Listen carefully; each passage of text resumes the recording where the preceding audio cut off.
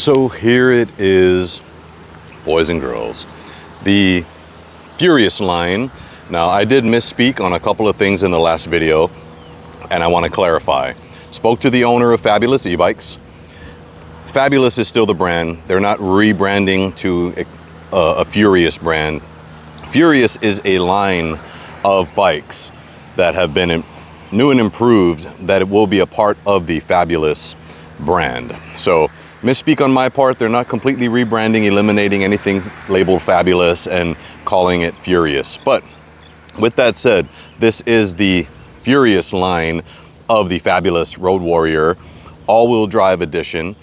And there's even a different website with the Furious line, actually for the American customers as well. So I will put that website right here so that you could check out their website, check out the updates they have. A lot of these new and improved bikes are now being put on the website and are being made available. This one here is available, and it's already May, so May has already come. And I just have a list of upgrades. I do want to thank a fellow YouTuber by the name I'm Bruce. I thought it was electric, but it's I'm Bruce Eclectic. I'll double check the spelling of his channel, and I'll also put it down there as well, just to give him a quick shout out. He gave me a list of some of these upgrades from his version of the Fabulous bike, so you can also check out his channel if you're interested in seeing what the original Road Warrior XT looked like. But here is a list of some upgrades that I want to point out for those of you that maybe already have the original Road Warrior XT and even the all-wheel drive version. So I will cover them right now. One of the main upgrades is now it has a dual battery with one battery integrated now into the frame. And that is what the two keys that I pointed out in my little unboxing video revealed. So there's two sets of each, 4 keys total. One is for the external battery and the other is for the internal battery. And I will show you that right here. So as you can see, there is a little dot right there that's pointing to power. So that means that's how you turn it on. That is essentially your ignition. And you just turn it here to lock, basically turn off the power. And then to unlock it, you would just turn it all the way up. Battery pops out at the bottom here. There's a little lever, turn lever, and there it is. Another misspeak from me with the original video was I thought this was a 20 amp hour battery, but I'm corrected. It is in fact a 60 volt, 15 amp hour battery that is integrated into the frame.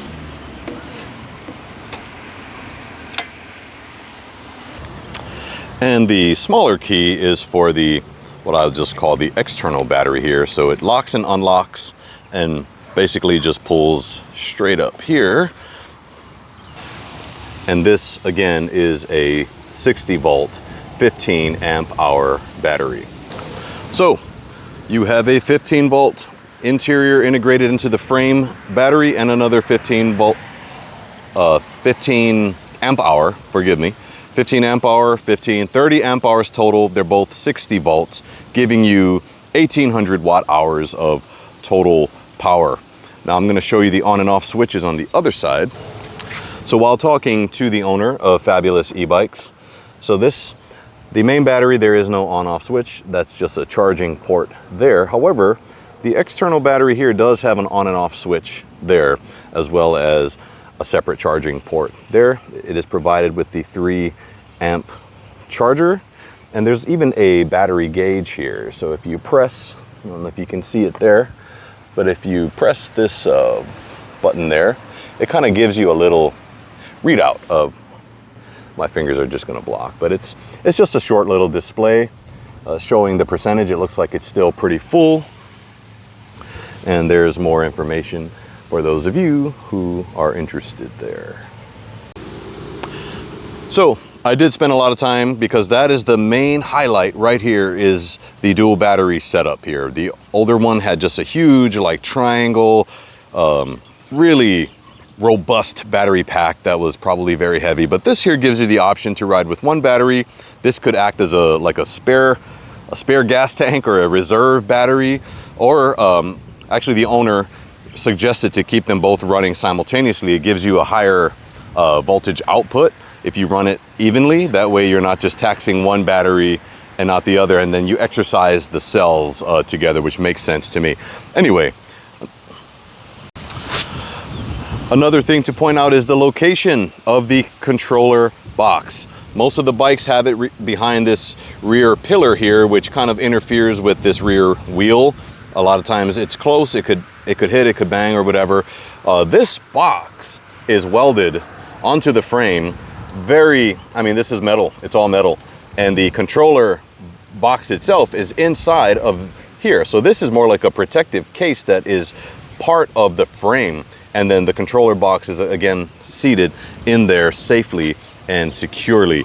That is another huge upgrade, and there is plenty of ground clearance here. I know a lot of people may wonder about scraping, but I'll have to do some measurements maybe in a future video about the seat height and overall width and everything, and I'll be sure to capture the ground clearance here. But based on my untrained eye, this is about a foot. You have at least a foot, maybe a little bit more of ground clearance between the bottom of the frame with the controller box and the surface.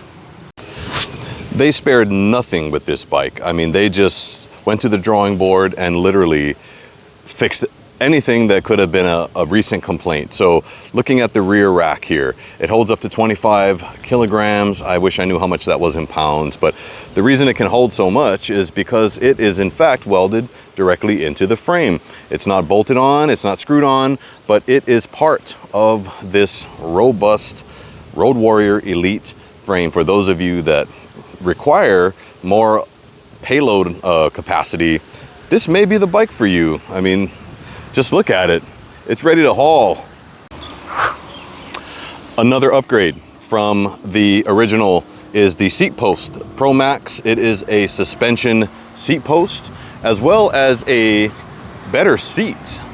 They actually provide this in the box now. It is the DDK memory foam, and this seat, and that's based on my riding it for a while, is very comfortable.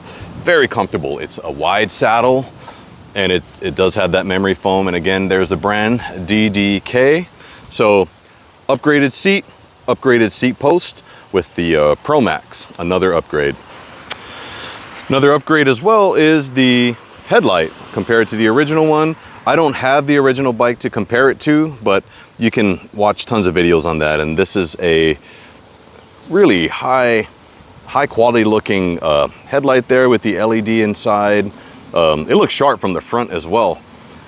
And also with the upgraded headlight is the upgraded tail light. So there is the tail light there. We'll turn it on. It is during the daytime, I understand, but it does act as a brake light, as you can see there. As well, there are integrated turn signals, which is also a huge upgrade. And I'll do another video at night where you can see it better. It'll do more justice. But there's your tail light, brake light, another upgrade. Another upgrade.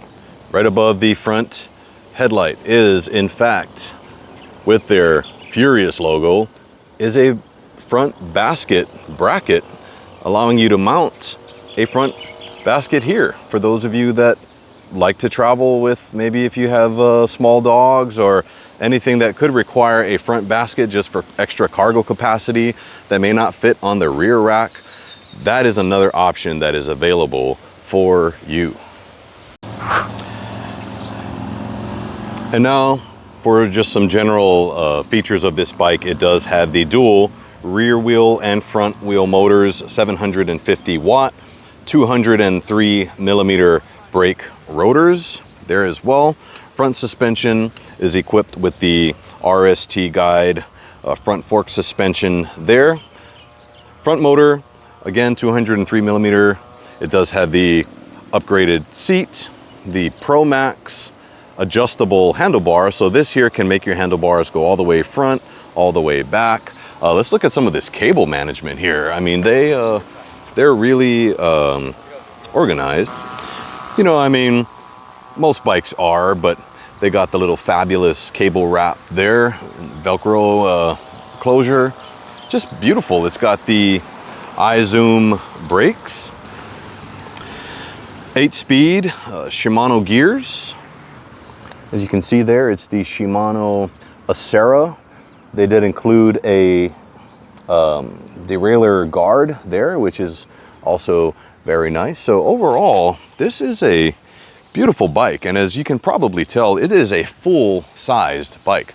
Sure, again, I'm going to do a future video with some measurements, bringing the seat all the way down to see what the minimum seat height would be, as well as the handlebar adjustments. You know, you could lay it flat, going forward, bringing it back. As I have it here, it's more like an upright position because I'm 6'3", I sit up tall, so it gives me more of a natural riding position combined with this seat, just makes it for an overall comfortable, very comfortable ride there.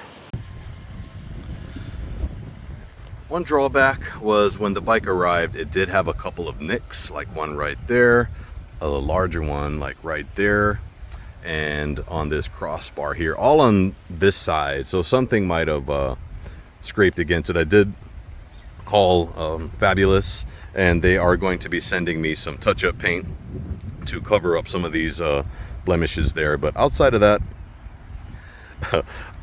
someone mentioned because of the name Furious that they would be very furious if their bike arrived. But you know what? You got to give it up to the customer service. I mean, they're always trying to fix the problem. So shout out to Fabulous e-bikes as well.